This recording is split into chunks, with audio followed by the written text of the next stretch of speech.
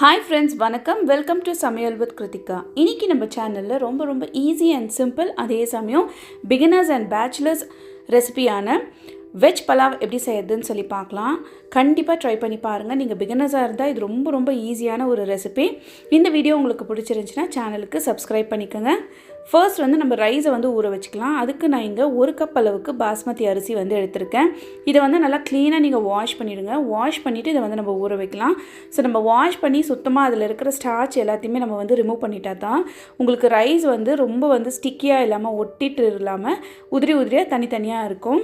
So கண்டிப்பாக நல்லா க்ளீனாக வாஷ் பண்ணி அதுக்கப்புறமா நீங்கள் ஊற வைங்க. நம்ம பிரியாணி அதாவது வெஜ் பிரியாணி செய்கிறதுக்கு முன்னாடி நீங்கள் நல்லா ஊற வச்சிங்கன்னாக்கா கரெக்டாக இருக்கும் அதோட டைமிங்.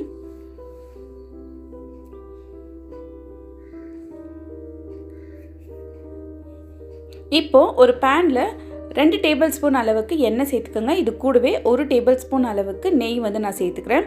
சேர்த்துட்டு இதில் பட்டை, லவங்கம், ஏலக்காய், பிரிஞ்சி எல்லாம் சேர்த்துக்கோங்க. கூடவே நீங்கள் ரொம்ப சின்ன பீஸ் கல்பாசி சேர்த்துக்கலாம். ரொம்ப பெருசாக சேர்க்க வேண்டாம், ரொம்ப ஃப்ளேவர் ரொம்ப அதிகமாக இருக்கும். கூடவே நீங்கள் மராட்டி மொக்கு இந்த மாதிரி கூட சேர்த்துக்கலாம்.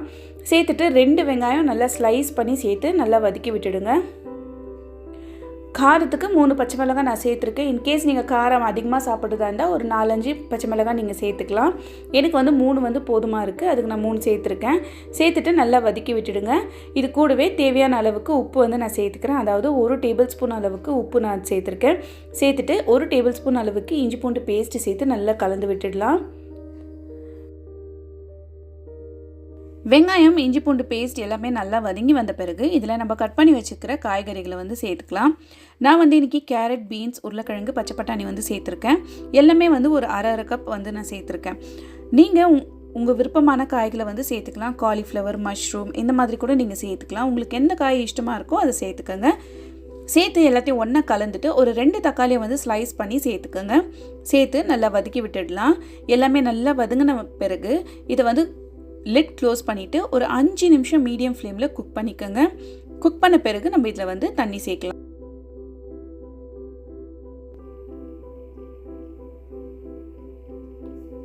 இப்போது காய் எல்லாமே ஓரளவுக்கு நல்லா வெந்து வந்திருக்கு. இந்த ஸ்டேஜில் நம்ம நல்லா மிக்ஸ் பண்ணி விட்டுட்டு கொஞ்சமாக புதினா கொத்தமல்லி சேர்த்துக்கலாம். கொஞ்சம்னா ரொம்ப கொஞ்சமாகவே சேர்த்துக்கோங்க. ரொம்ப அதிகமாக புதினா கொத்தமல்லி இந்த ஒயிட் பலாவுக்கு தேவைப்படாது.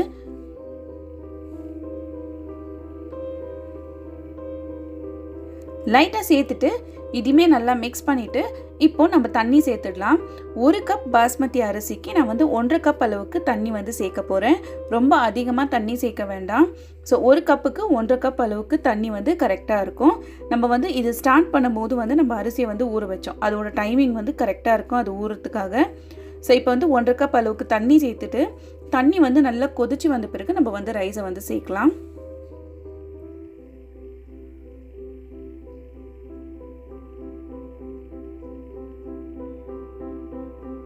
இப்போது தண்ணி நல்லா கொதிக்குது. இந்த ஸ்டேஜில் நம்ம ஊற வச்சிருக்கிற பாஸ்மதி அரிசியில் தண்ணி ஃபுல்லாகவே ஸ்ட்ரெயின் பண்ணிவிட்டு இதை சேர்த்துருங்க. சேர்த்துட்டு லேசாக மிக்ஸ் பண்ணி விட்டுடுங்க. மிக்ஸ் பண்ணி விட்டுட்டு ஹை ஃப்ளேமில் ஒரு 5 நிமிஷம் அப்படியே இருக்கட்டும்.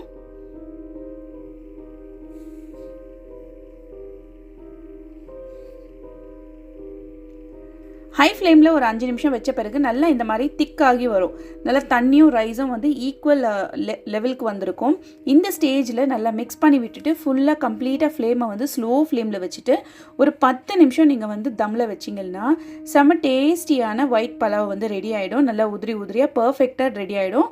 பாருங்கள், 10 நிமிஷம் கழித்து நம்ம ஓப்பன் பண்ணும்போது ரைஸ் இந்த மாதிரி இருக்குது. நல்லா மிக்ஸ் பண்ணி விட்டுடுங்க. ரொம்ப பூ மாதிரி மிக்ஸ் பண்ணுங்கள். ரொம்ப ஃபாஸ்ட்டாக மிக்ஸ் பண்ண வேண்டாம், ரைஸ் உடஞ்சிடும். லேசாக இந்த மாதிரி மிக்ஸ் பண்ணி விட்டுட்டு நீங்கள் சுட ரைஸை சிக்கன் கிரேவி, மட்டன் கிரேவி, வேறு எந்த வெஜ் கிரேவிங்களோட கூட நீங்கள் சர்வ் பண்ணலாம். டேஸ்ட் வேறு லெவலில் இருக்கும். கண்டிப்பாக ட்ரை பண்ணுங்கள். அண்ட் கிரேவி கொஞ்சமாக காரமாக இருக்கிற மாதிரி பார்த்துக்கோங்க. அப்போ உங்களுக்கு பர்ஃபெக்டாக இருக்கும். அவ்வளோதான், நம்மளுடைய வெஜ் பலாவ் ரெடி ஆகிடுச்சு. கண்டிப்பாக ட்ரை பண்ணி பாருங்கள். அண்ட் இந்த வீடியோ உங்களுக்கு பிடிச்சிருந்துச்சுன்னா சேனலுக்கு சப்ஸ்கிரைப் பண்ணிக்கோங்க.